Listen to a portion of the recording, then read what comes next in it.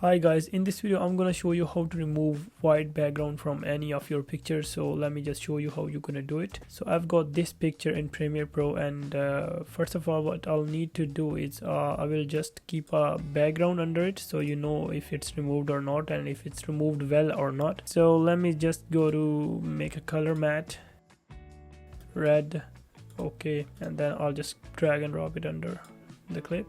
Now what I'll do is I'll select the clip with the white background, and then I will go here in effects, and in effects what I will search is color key. So it's in keying. I will drag and drop it on top of the clip. Now what I need to do is I need to go to the effect controls, and there I will need to go to the color key, and in color key I will just click on the color picker, come on white and click.